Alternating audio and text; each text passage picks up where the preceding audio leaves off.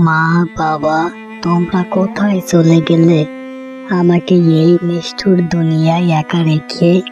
এই দুনিয়ায় আমার যে আর আপন বলতে আর কেউ থাকলো না। এখন আমি কিভাবে বেঁচে থাকবো এই নিষ্ঠুর দুনিয়ায়? তোমরা পরপারে গেলে তো আমাকেও নিয়ে যেতে। তোমরা আমাকে তো একা রেখে গেলেই, তাছাড়া অনেক টাকা ঋণও রেখে গেলে।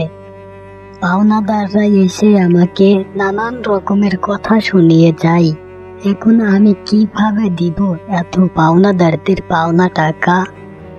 আমি এখন কি করব? মা, বাবা, তোমরাই বলে দাও। রতন, রতন, ও রতন, কোথায় তুমি? ঘরে লুকিয়ে থেকে লাভ নেই, বাইরে এসো বলছি। মা, বাবা, তোমরাই দেখো, পাওনাদাররা চলে এসেছে। আমি এখন তাদেরকে কি বলবো? হে আল্লাহ, আমাকে পথ দেখাও।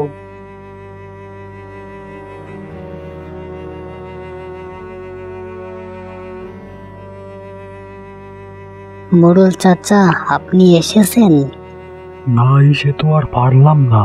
তোমাকে তো বলে গিয়েছিলাম পাওনা টাকাগুলো ফেরত দিয়ে আসতে। তা তোমার কি হলো?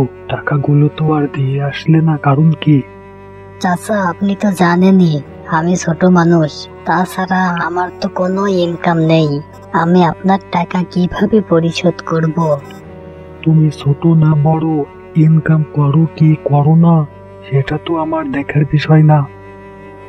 আমি শুধু এটাই জানি, তুমি আজকে এবং এখনই আমার টাকাগুলো ফেরত দিবে, ব্যাস। চাচা, আমি এখন এতগুলো টাকা কোথায় পাবো? তুমি কোথায় টাকা পাবে সেটা তো আমি জানি না। তুমি যদি এখনই আমার পাওনা টাকাগুলো ফেরত না দিতে পারো, তোমাদের এই বাড়ি আমার নামে লিখে দিতে হবে। এখন দেখো তুমি কি করবে। চাচা, আমাকে আর কিছুদিন সময় দেন। খবরদার রতন, তুমি এ কথা আর বলবে না। তোমাকে 2 মাস যাবৎ সময় দিয়েছি, এখন আর সময় দেয়া সম্ভব নয়। যা করার তোমাকে আজকেই করতে হবে।